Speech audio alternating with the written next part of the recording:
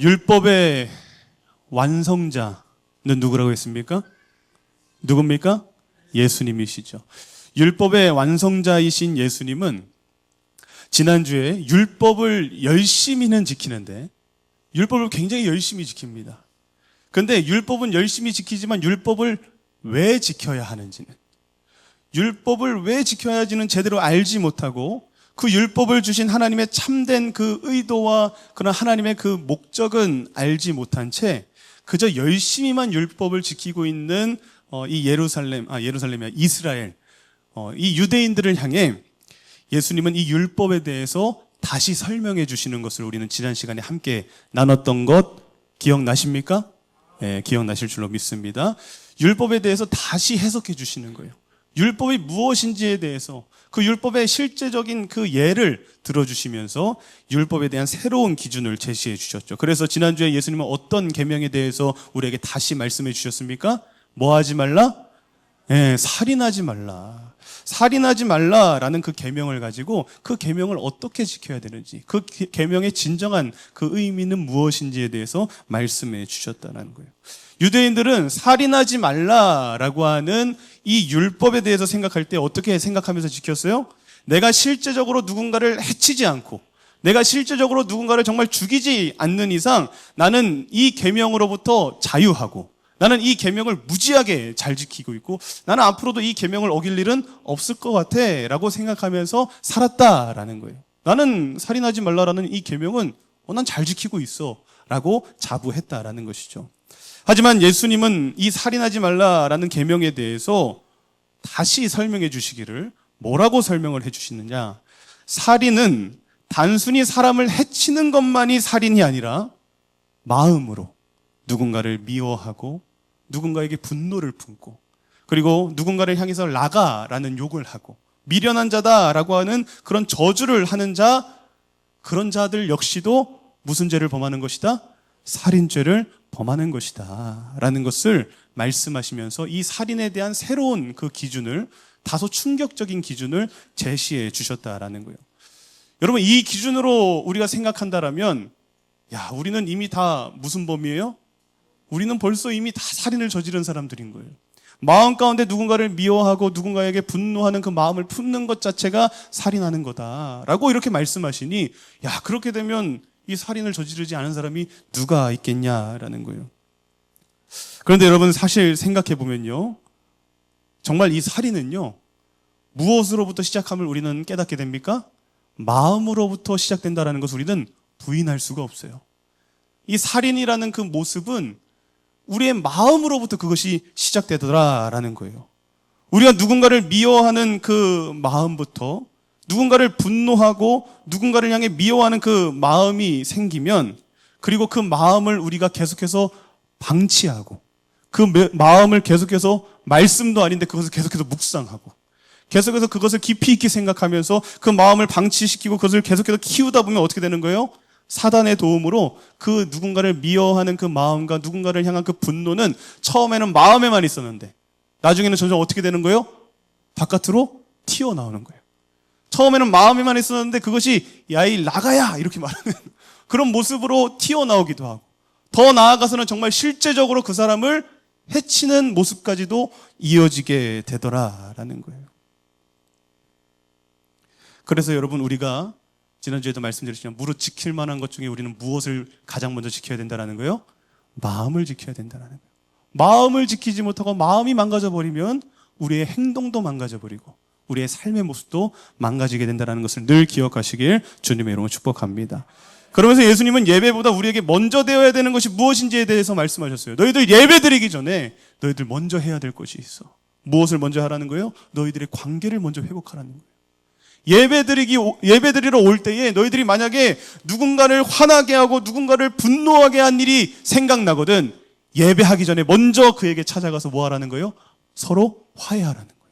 화목하게 하라는 거예요. 내가 예배하기 전에 내가 누군가를 향한 화가 있어요. 누군가를 향한 미움이 있어요. 누군가를 향한 막 분노함이 내 안에 있어요. 그러면 예배하지 말라는 거예요. 예배하기 전에 너희들은 먼저 가서 그 관계를 먼저 풀고 오라는 거예요. 그래야지 그 예배를 주님께서 뭐 해주시겠다? 받아주시겠다라는 거예요. 여러분, 그러면서 제가 지난주에 숙제 내드렸는데 기억나세요? 네, 다음에 예배하러 올 때는 여러분들이 혹시 그 마음 가운데 누군가를 미워하는 마음이 있거든, 누군가를 향한 그 분노함이 있거든, 누군가 혹시 관계가 틀어졌거든, 그 관계를 회복하고 오라고 말씀드렸는데 그 숙제 잘 지키고 오셨습니까? 네, 지키고 오신 줄로 믿습니다. 항상 우리는 예배하러 오기 전에 그 마음의 그 준비를 하고 와야 된다라는 거예요. 그럴 때 우리의 예배는 주님께서 받으시는 예배가 될 줄로 믿으시길 주님의 이름으로 축복합니다. 자, 이제 오늘도 예수님은 그 살인하지 말라라는 계명에 이어서 오늘은 또 다른 계명을 말씀하십니다. 그 계명에 대한 참된 의미와 그 기준을 제시해 주고 계시는데 오늘은 어떤 계명이냐? 27절에 이렇게 나옵니다. 또 간음하지 말라 하였다는 것을 너희가 들었으나, 이렇게 말씀하시면서 이제 새로운 계명을 해석해 주고 계십니다. 오늘은 10계명의 7번째 계명이죠. 7번째 계명인 간음하지 말라라고 하는 이 계명을 우리에게 말씀하십니다. 여러분, 유대인들은요, 이 간음하지 말라라고 하는 이 계명도 지킬 때 어떻게 지켰을까요? 살인하지 말라라고 하는 이 계명과 비슷한 마음으로, 비슷한 생각으로 이 계명을 지켰었어요. 그래서 내가 실제로 간음하지 않는다라면, 내가 실제로 누군가를 향해서 간음하지 않는다면, 그 간음하는 행동을 하지 않는다면, 내가 나의 배우자가 아닌 다른 사람을 실제적으로 정말 내가 간음하고 내가 부적절한 관계를 맺지 않는 이상 나는 이 계명으로부터 나는 자유해. 나는 이 계명을 어기지 않았어. 나는 이 계명을 잘 지키고 살아가고 있어. 라고 이들은 생각하면서 지켰다라는 거예요. 간음하지 말라라는 이 계명 역시도 실제적으로 내가 간음을 행하지 않는다면 나는 이 간음에 접촉되지 않아 라고 이들은 생각했다라는 것이죠. 그래서 누가복음 18장 11절을 보면 자신은 간음하지 않고 나는 간음으로부터 자유하다라고 생각했던 바리새인들이 이렇게 기도하는 것을 볼 수 있게 됩니다. 그들은 뭐라고 말하느냐? 바리새인은 서서 따로 기도하여 이르되 하나님이여, 나는 다른 사람들 곧 토색, 불의, 간음하는 자들과 같지 아니하고 이 세리와도 같지 아니함을 뭐한다? 감사하나이다. 그러니까 이건 무슨 말이에요? 나는 간음하는 자와 같지 않아서 감사합니다 라고 말하고 있다는 거예요. 나는 그러니까 간음을 저지른다, 안 저지른다? 나는 간음을 안 저지르는 사람입니다 라고 말하면서 자신 있게 나는 간음으로부터 자유합니다. 그래서 감사합니다. 이렇게 말했다라는 거예요. 그래서 이들은요, 혹시 누군가 정말 간음하다가 걸리게 되면 어떻게 합니까? 내가 아니라 누군가 간음하다가 걸리게 됐어요. 그럼 이들은 어떻게 합니까?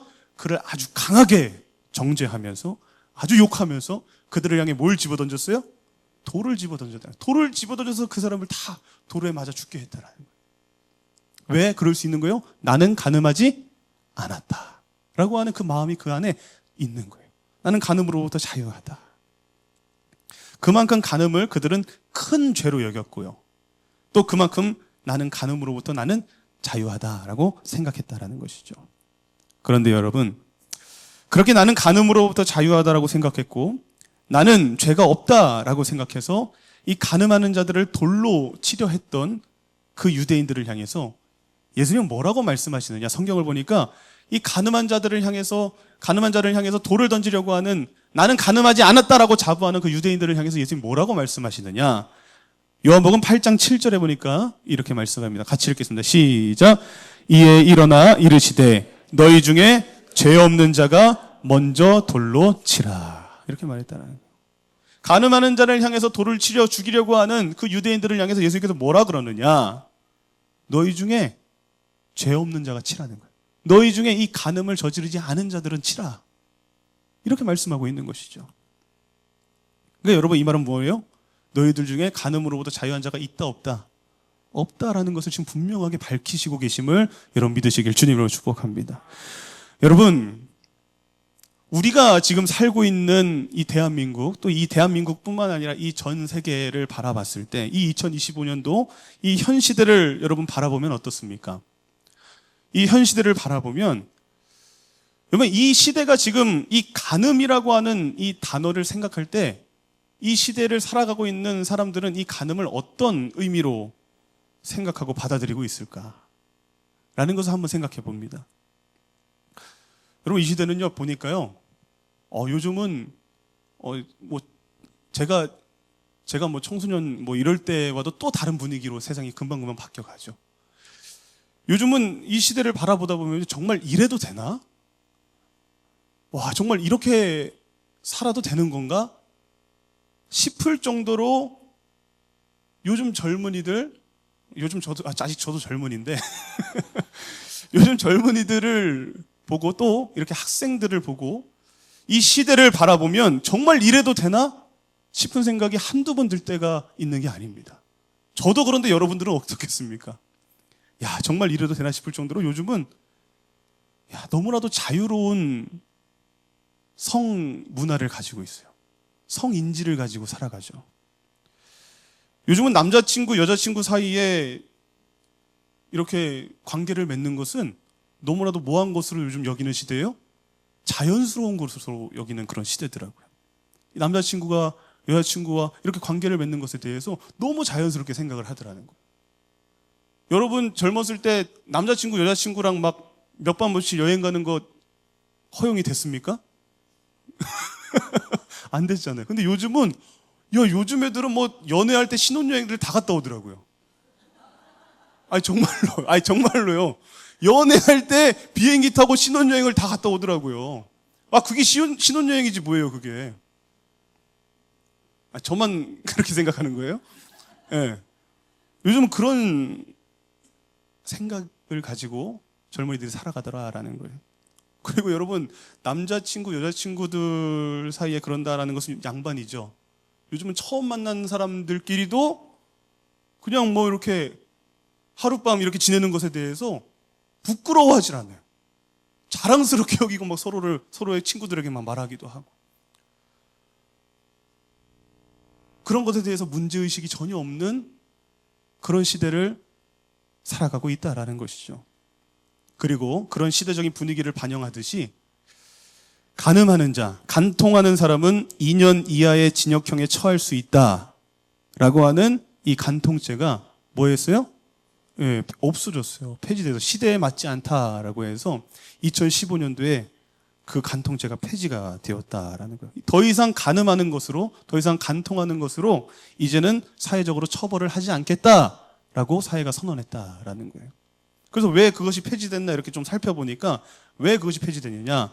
이것은 개인의 사적인 문제이고 이것은 개인의 성적인 자기 결정권과 사생활 자유의 침해가 된다라는 이유로 이것이 법조항에서 폐지가 되었다라는 거예요.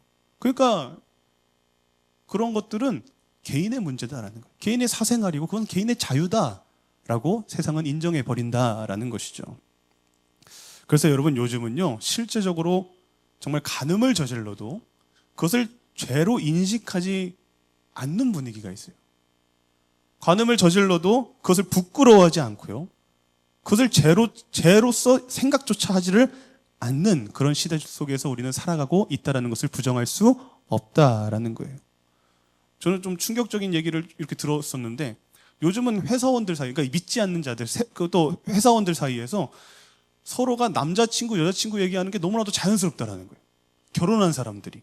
뭐 그런 이야기들도 막 들려오는 시대다라는 것이죠. 여러분 제가 예전에 드라마를 보다가 여러분들도 보셨을 만한 드라마예요. 드라마를 보다가 너무 황당해가지고 어이가 없어서 좀 실소가 나왔던 그런 장면이 하나가 있었는데 여러분 부부의 세계라는 드라마 혹시 보셨습니까?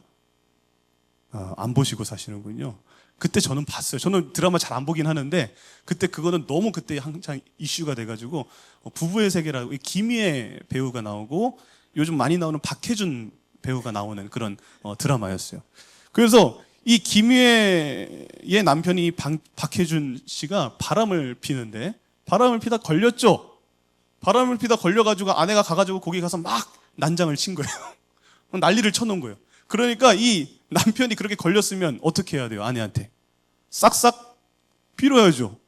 손이 발이 될 정도로 싹싹 빌고 잘못했다라고 막 머리 받고 어떻게 좀 용서해달라고 이렇게 해야 되는 게 정상이죠. 그런데요 이 박해준 배우가 뭐라고 말하느냐, 영상을 제가 짧게 준비를 했습니다.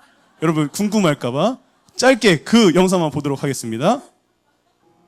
사랑에 빠진 게 죄는 아니잖아. 여러분 지금 바람 피다 걸린 인간이 저렇게 말하는 거예요. 다시 한번 보겠습니다.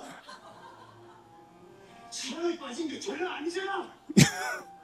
여러분, 제정신입니까? 제정신이 아닙니까? 제정신이 아니죠. 이거 미친 인간이죠, 이거. 어떻게 저럴 수가 있어요? 사랑에 빠진 게 죄는 아니잖아! 너무 당당하게 그렇게 말하는 그 모습. 근데 여러분, 이게 이 시대의 분위기라는 거예요. 이게 이 시대의 분위기라는 거예요. 아니, 그렇죠, 여러분. 사랑에 빠진 건 죄가 아니죠.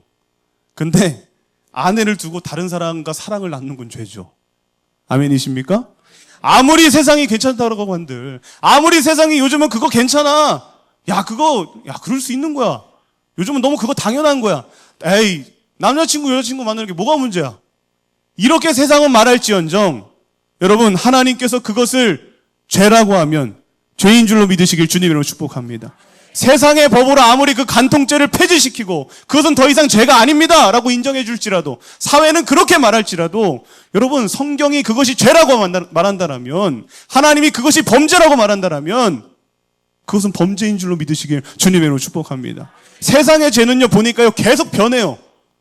세상의 그 법은요, 계속 개정이 되고 계속 변해요. 계속 바뀌어요. 왜? 사람의 기호에 맞게 바뀌는 거예요. 사람이 아주 편한 대로 바뀌는 거예요. 근데 하나님의 법은 변합니까? 변하지 않습니까? 변하지 않아요. 세상의 법 위에 우리에게는 무엇이 있는 거예요? 하나님의 법이 있는 거예요. 우리는 하나님의 법을 따라 살아가야 될 줄로 믿으시길 주님의 이름으로 축복합니다. 예수님은 이런 유대인들을 향해서, 오늘 이 시대를 살아가고 있는 우리를 향해서 이 간음에 대해서 뭐라고 말씀하시느냐, 그 참된 의미와 새로운 기준을 이렇게 제시해 주시고 계십니다. 28절 보니까 이렇게 말하죠. 나는 너희에게 이르노니 음욕을 품고 여자를 보는 자마다 마음에 이미 뭐 했다? 간음하였다 라고 말씀하고 계시다라는 거예요. 유대인들은 생각했어요. 내가 실제적으로 간음하지 않는다라면, 내가 실제적으로 부적절한 관계를 맺지만 않았다라면, 부적절한 관계를 맺었더라도 걸리지만 않는다라면 나는 괜찮아. 나는 이 법을 어기지 않았어 라고 그들은 생각하며 살았다라는 거예요. 하지만 예수님은 분명히 말씀하시기를 뭐라고 말씀하시느냐, 행동하지 않았더라도, 실제로 행위로 옮기지 않았더라도 그 마음 가운데 음욕을 품고 이성을 바라보는 것 자체가 이미 너는 간음한 거야 라고 분명하게 말씀하고 계시다는 거예요. 예수님이 이 율법의 새로운 기준을 제시해 주시고 있는 그 모습을 보니까요, 우리의 행동뿐만 아니라 겉으로 드러나는 우리의 행위뿐만이 아니라 그 행위가 나타나게 하는, 그 행위의 동기를 제공하는 마음까지 예수님은 그 율법의 적용 범위를 확대시키고 있는 것을 우리는 확인하게 됩니다. 율법의 기준을 예수님께서는 행위에 보지 않으시고요, 무엇에 그 기준을 두고 계시다라는 거예요? 마음에 두고 계시다라는 거예요. 그래서 간음을 실제적으로 저질러야지만 죄가 아니라 그 마음 가운데 음욕을 품고 이성을 바라보는 것 자체가 너희들은 죄를 범한 것이다 라고 말씀하고 있다는 것이죠. 여러분, 여기서 보니까요, 음욕을 품고 여자를 바라보는 자 이렇게 되어 있는데, 여기서 바라보다 할 때 이 보다라고 하는 이 단어를 헬러 원어로 보니까 무슨 단어로 되어 있느냐, 블레포라고 하는 단어로 되어져 있어요.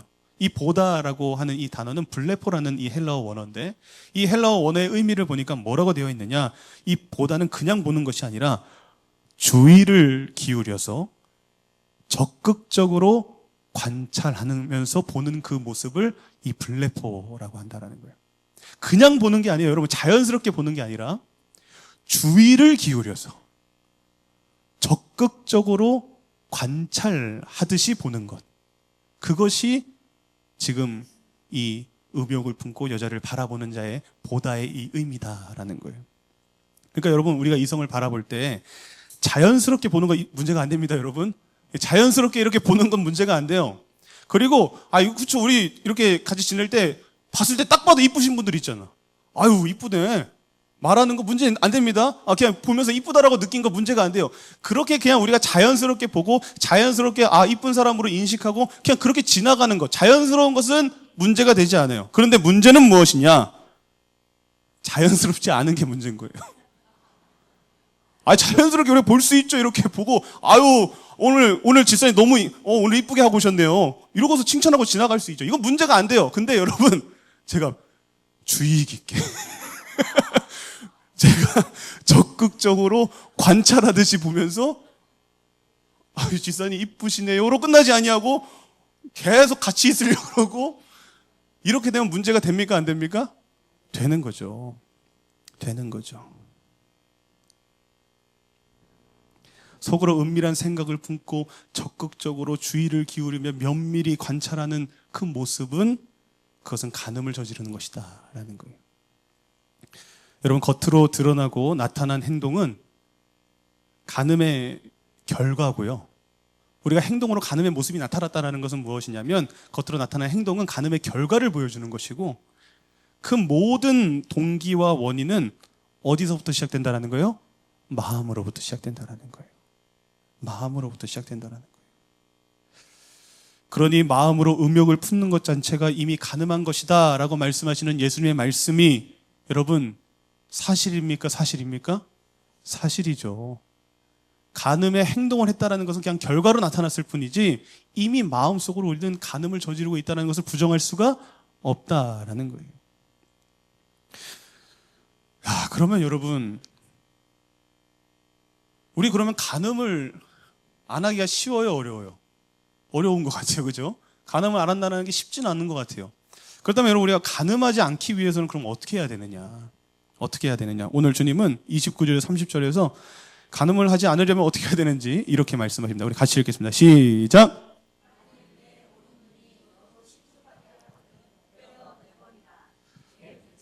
하나가 없어지고 온몸이 지옥에 던져지지 않는 것이 유익하며 또한 만일 내 오른손이 너로 실족하게 하거든 찍어내버리라. 내 백체 중 하나가 없어지고 온몸이 지옥에 던져지지 않는 것이 유익하니라. 아멘. 야, 간음하지 않으려고 하면요. 야, 참 살벌한 솔루션을 주십니다. 예수님께서 너희들이 간음하지 않으려면 어떻게 해야 되느냐? 만약 너희 눈으로 오른 눈으로 너희가 실족하게 된다라면 간음하게 된다라면 그 눈을 뭐 해버리라는 거예요? 빼버리라는 거예요. 빼버리라는 거예요. 너희 손이 너를 실족하게 하던 그 손을 어떻게 해라? 찍어내버려라. 잘라버려라.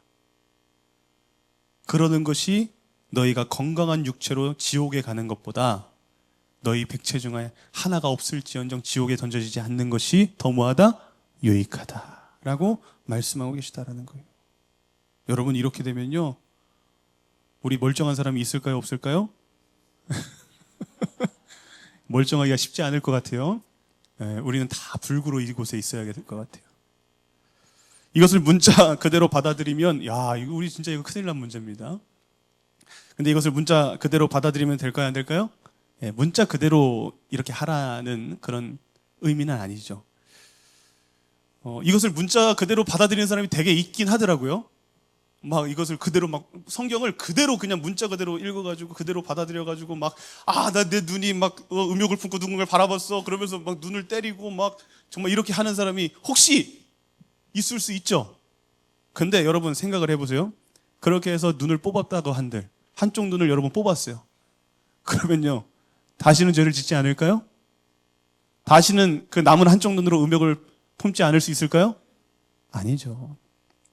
아무리 눈이 없어도 아무리 손이 없어도 여러분 우리는 죄 짓는데 도사입니다. 우리는 죄 짓는데 도사예요. 눈이 없는 사람이라고 죄를 안 짓는다고요? 손이 없다고 죄를 안 짓는다고요? 왜 발이 남아있는데? 우리는 무엇을 통해서든 죄를 지을 수밖에 없는 그런 연약한 인생임을 인정하시길 주님의 이름으로 축복합니다. 그것이 없다라고 해서 그것은 우리가 근본적인 해결책이 될 수는 사실은 없어요. 그렇다면 여러분 예수님은 왜 이렇게까지 과격하고 정말 이렇게 살벌한 솔루션을 우리에게 주시는 것일까? 이것은 하나의 과장법이죠. 이건 하나의 강조법이죠. 예수님께서 강조하시기 위해 굉장히 극단적인 말씀으로 이렇게 우리에게 강조하시면서 말씀하시는 장면들이 종종 나옵니다. 예수님은 그 정도로 우리가 눈을 빼내야 할 정도로 또 손을 잘라버리라고 할 정도로 예수님은 우리의 이 죄에 대하여 우리가 뭐하게 여기기를 원하시는 거예요? 심각하게 여기기를 우리가 원하시는 거예요. 너희들이 음욕을 품게 되면 그 눈을 뽑아버려야 된다라고 말씀하실 정도로 그 음욕을 품는 것에 대해서 경계하라고 하는 하나님의 강력한 그런 경고가 담겨져 있는 것임을 여러분 믿으시길 주님으로 축복합니다. 우리가 죄에 대해서 심각하게 여기고 단호하게 끊어내고 잘라버리는 그 모습을 하나님은 우리에게 기대하신다라는 거예요. 여러분, 눈을 통해 간음의 유혹을 받고 죄를 짓게 된다면 이 눈을 빼버리라고 하는 이 말씀은 너가 보는 것으로 말미암아 간음하게 되고 음욕을 품게 되면 뭐 하지 말라라는 거예요? 아예 보지 말라라는 거예요. 눈을 뽑아버리라는 이 말씀의 진정한 의미는 무엇이냐? 내가 무엇인가를 보고 누군가를 보고서 음욕을 품게 된다? 그러면 그 대상을, 그 상대를, 그 무언가를 아예 보지 말라라는 거예요. 아예 보지도 말고 아예 시선도 주지 말라라는 거예요. 너의 오른손이 너를 실족하게 하면 그것을 찍어내버리고 잘라버리라 라고 말씀하시는 것도 너를 계속해서 죄짓게 만들고 너를 계속해서 유혹에 빠지게 만드는 것이 있다라면 그것을 즉시 뭐 해버려라? 찍어내버려라. 그것을 방치하지 말고 내버려 두지 말고 잘라버려라 라고 말씀하고 있는 거예요. 예를 들면 여러분, 우리가 너무 소비를 많이 해요. 신용카드가 있으니까 너무 막 생각 안 하고 막 신용카드를 너무 긁어. 그러면 여러분, 우리 어떻게 합니까? 극약 처방으로 그 신용카드를 부러뜨리든지 잘라버리든지. 어떤 사람은 그 안에 있는 칩이라도 살려놔가지고 나중에 혹시 뭐 그런 사람들이 어찌됐든 극약 처방으로라도 내가 소비가 너무 심하다라고 하면 뭐 해버리는 거예요? 잘라버리는 거예요. 그래야지 안 쓸 수 있으니까. 만약에 내가 어떤 사람을 만나고 어떤 친구를 만나면 계속해서 내가 술을 마시게 되고 계속 그 친구와 함께하면 죄를 짓게 되고 그 친구와 함께하면 계속 나쁜 방향으로 가게 되고 그런 친구가 있으면 어떻게 하라는 거예요? 끊어내버리라는 거예요. 잘라버리라는 거예요. 찍어내버리라는 거예요. 미련을 두지 말라는 거예요. 여러분, 우리가 구원받기 위해서라면 이 세상에서 제공해주는 몇몇 좋아 보이는 그런 경험들은 포기하는 것이 좋은 줄로 믿으시길 주님으로 축복합니다. 우리가 구원받기 위해서라면 이 세상에서 제공해주는 그 몇몇 경험들에 대해서는 우리가 과감하게 포기할 줄 알아야 된다는 거예요. 그것이 우리의 신변에 뭐예요? 좋다라는 거예요. 굳이 우리가 세상이 하는 것 다 하려고 하지 않아야 된다는 것이죠. 그것이 우리를 만약 지옥에 떨어지게 해버린다면 그것을 아예 잘라버리는 게 우리에게 훨씬 더 낫다라는 것입니다. 여러분, 저는요, 사실 이렇게 목회를 하다 보니까 세상 사람들이 하는 것 중에 해보지 못하고 할 수 없고 앞으로도 해보지 못할 것들이 많을까요? 적을까요? 네, 많아요. 저는 남들이 해보는 거 다 해봤을까요? 못 해봤을까요? 못 해봤어요. 막 그래서 너무 아쉽지 않아요. 그러니까 저는 보니까요, 목회를 하다 보니까 포기해야 될 것들이 많더라고요. 포기해야 될 것들도 많고 하지 말아야 될 것도 많고 세상 사람들 다 하는 것 저는 못하는 것들도 참 많이 있더라는 거예요. 생각을 해보니까. 마약도 못 해봤고요. 유흥도 못 해봤고요. 뭐 도박도 못 해봤고 막 여자친구도 못 만들어 봤어요. 그런데 여러분요, 희한하게요, 저는 그것들이 궁금하지가 않아요. 그것들이 막 흠모가 되지가 않아요. 그것들이 부럽거나 그것들이 하고 싶거나 앞으로 해봐야지 이런 생각도 사실은 들지가 않아요. 거짓말 아닙니다. 진심입니다. 왜냐하면 그런 것들을 다 해보고 지옥에 던져지는 것보단 그런 것들을 하지 않을지언정 하나님 안에서 누릴 수 있는 것들이 또 얼마나 많은데, 저 세상 사람들은 내가 누리는 것들은 저들은 못 누리고 있는데 내가 하나님께서 허락해 주신 것들을 잘 누리면서 주님 곁에 가는 것이 훨씬 더 좋기 때문에, 그게 더 훨씬 더 값진 것이기 때문에 저는 부럽지가 않더라는 거예요. 앞으로도 저는 마약 안 해볼 겁니다. 뭐 도박도 안 해볼 거고요. 저 유흥업소도 안 가볼 거예요. 근데 전혀 부럽지도 않고 흠모가 되지도 않더라라는 거예요. 간절히 소망합니다. 여러분들도 이런 인생의 정리가 되시길 주님의 이름으로 축복합니다. 이런 인생의 정리가 되면요, 참 행복하다라는 거예요. 잘라낼 것들은 좀 잘라낼 수도 있어야 되고 끊어낼 것들은 좀 끊어내야 된다라는 거예요. 속히 끊어내고 잘라낼 수 있는 믿음의 용기가 있으시길 주님의 이름으로 축복합니다. 자, 그런데 여러분, 우리가 아무리 간음하지 않기 위해서 죄를 범하지 않기 위해서 이렇게 노력하고 또 이렇게 잘라낼 것들은 잘라내고 끊어낼 것들은 끊어낸다 할지라도 여러분, 이것이 과연 우리에게 관음으로부터 또 이 죄로부터 자유해지게 하는 근본적인 해결책이 될 수 있을까요? 우리가 아무리 카드를 끊어낸다고 한들, 아무리 우리가 정말 친구를 끊어낸다고 한들, 아무리 우리가 참 내가 죄 짓는 것들에 대해서 내가 잘라낸다라고 한들, 우리가 근본적으로 정말 더 이상 죄를 짓지 않을 수 있고 더 이상 간음하지 않을 수 있는 그런 해결책이 그렇게 잘라나는 행위로만, 여러분, 그것이 해결책이 될 수 있을까요? 근본적인 해결책은 사실은 될 수 없어요. 일시적이고 잠깐이고 우리가 많이 하던 것을 조금 줄일 수 있는 그런 해결책은 될 수 있지만 사실 그것은 근본적인 해결책은 되지 못한다라는 거예요. 그래서 여러분, 이번 성령 부흥성회 때 우리 강사 목사님께서 그런 말씀하셨죠. 아무리 우리가 잘라내고 끊어내고 또 뽑아버리는 노력을 할지라도 우리는 항상 순간순간 우리의 마음속에서, 우리의 속에서 항상 올라오는 뭐의 스프링이 있다는 거예요? 죄의 스프링이 있다는 거예요. 죄성이 있다는 거예요. 그렇기 때문에 아무리 잘라내더라도 이 죄성은 그 잘라낸다라고 해서 막아진다, 안 막아진다? 안 막아진다라는 거예요. 근본적으로 이 죄의 스프링이 튀어오르지 않게 하기 위해서는 반드시 누군가의 도움이 필요하다는 거예요. 누구의 도움이 필요합니까? 성령의 도움이 필요한 줄로 믿으시길 주님의 이름으로 축복합니다. 물론 잘라내는 노력도 있어야 됩니다. 끊어내는 노력도 있어야 됩니다. 근데 그것만 가지고는 안 된다라는 거예요. 그거에 누구의 도우심이 있어야 된다는 거예요? 성령의 도우심이 있어야 될 줄로 믿으시길 주님의 이름으로 축복합니다.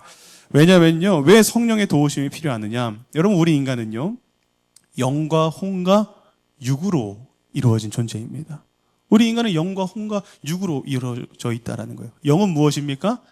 영의 영역은 무엇이냐? 하나님을 인식하게 하고 하나님과 교감하게 하고 하나님을 느끼게 하고 하나님을 바라보게 하는 그 영역이 이 영의 영역이죠. 이것은 인간에게밖에 없는 영역이에요.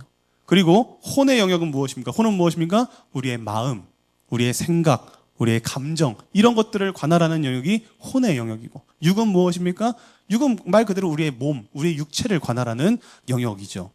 그런데 여러분, 우리의 인간의 지배 구조를 보니까요, 이 영, 혼, 육 중에 무엇이 제일 셀까요?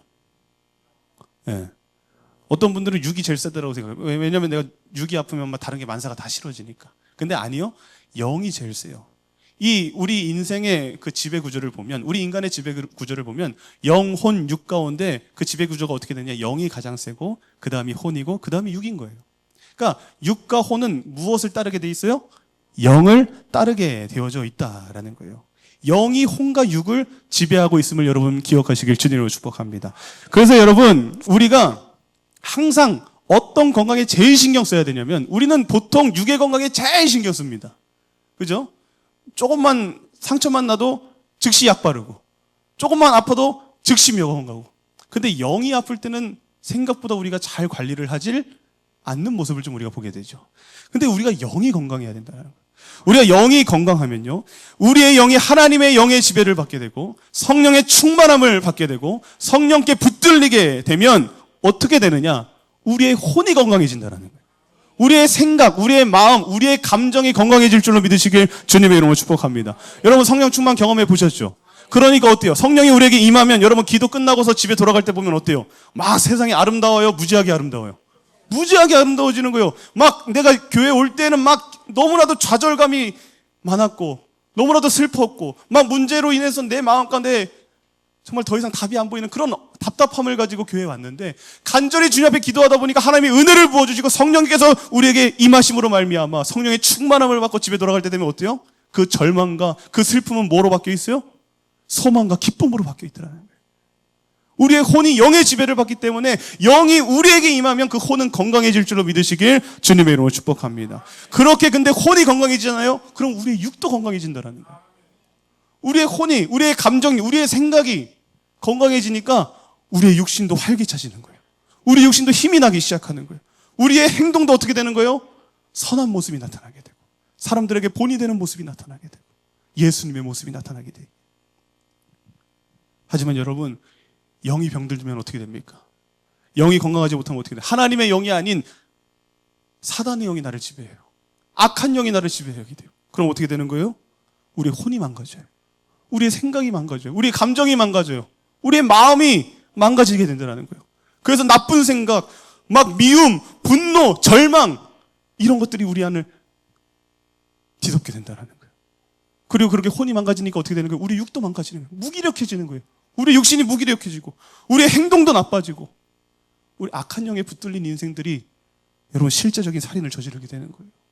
여러분 정상적인 생각을 가지고 있는 사람들이 살인을 할 수 있을까요? 없을까요? 정상적인 생각을 가지고 있는 사람은 절대 살인할 수 없어요. 근데 어떤 영에 붙들리면 그렇게 되는 거예요? 악한 영에 붙들리면요. 생각이 지배받게 되고 생각이 지배받게 되니까 우리의 육도 지배받게 돼서 누군가를 해칠 수 있는 용기를 악한 영이 준다라는 거예요. 그러니 여러분 우리가 이것을 통해 분명히 알 수 있는 것은 무엇이냐? 우리는 그 어떤 건강보다 어떤 건강을 챙겨야 돼요? 영의 건강을 챙겨야 될 줄로 믿으시길 주님으로 축복합니다. 우리의 영이 성령에게 붙들려 있으면 우리의 혼도 건강해지고 우리의 마음과 생각과 우리의 모든 정신이 주님이 성령께서 주시는 생각으로 가득 차게 되고 그 마음으로부터 우리는 간음하지 않을 수 있고 여러분 간음하지 않을 수 있는 유일한 방법은 성령의 충만함이 우리에게 임할 때예요. 누군가를 미워하지 않고 분노하지 않을 수 있는 그런 감정, 그런 생각, 그런 마음이 우리에게 있기 위해서는 내 힘으로는 그것이 안 된다는 거예요. 우리 안에 무엇이 임할 때 가능하다는 거예요? 성령이 임할 때 가능하다는 거예요. 그럴 때 우리는 선한 마음을 품을 수 있게 되고 그럴 때 우리는 성령의 생각을 갖게 되고 그럴 때 우리의 삶의 모습 역시 어떻게 되는 거예요? 우리의 행동과 우리의 모든 움직임들이 성령이 이끄시는 대로 선한 모습으로 하나님이 원하시는 그 팔복의 모습이 성령의 9가지의 열매가 우리의 삶 가운데 우리의 육신을 통해서 나타나게 될 줄로 믿으시길 주님의 이름으로 축복합니다. 여러분 이제 말씀을 마치려고 합니다. 오늘 주님께서 말씀하십니다. 간음하지 마라. 우리 지난주는 또 우리에게 이렇게 말씀하셨죠? 살인하지 마라. 여러분 간음하지 마시기 바랍니다. 여러분 정말 살인하지 않으셨으면 좋겠어요. 간음과 살인은요. 근데 여러분 겉으로만 드러나는 행동을 하지 않았다라고 해서 우리가 이 죄를 범하지 않는 것이 아니다라는 거예요. 오늘 주님은 다시 말씀하시기를 무엇을 말씀하시느냐? 율법의 기준은 행위가 아니다라는 거예요. 율법의 기준은 어디에 있다라는 거예요? 마음에 있다라는 거예요. 마음이 깨끗해야 된다라는 거예요. 마음을 지켜야 된다라는 거예요. 마음이 정결해야 된다라는 거예요. 그런데 여러분 그 마음을 지킨다는 것 우리의 힘으로 할 수 있는 영역입니까? 아닙니까? 아니다라는 거예요. 우리의 마음을 지킨다라는 것 결코 우리의 힘으로 지킬 수 있는 것이 아니라 누가 도와주셔야 된다? 성령께서 도와주셔야 된다. 성령께서 도와주셔야 된다. 그럴 때 우리는 혼이 깨끗해질 것이고 우리의 삶의 모습도 정결해질 줄로 믿으시길 주님의 이름으로 축복합니다. 이것을 기억하시고 이 시간 찬양하고 기도할 때 주님 우리에게 성령으로 함께해 주셔서 간음하지 말라는 주님의 그 계명을 살인하지 말라는 그 주님의 계명을 우리가 마음으로부터 온전히 지킬 수 있는 진정한 주님의 제자 되게 하여 주시옵소서. 우리 그런 간절한 소망을 가지고 찬양하고 기도하도록 하겠습니다.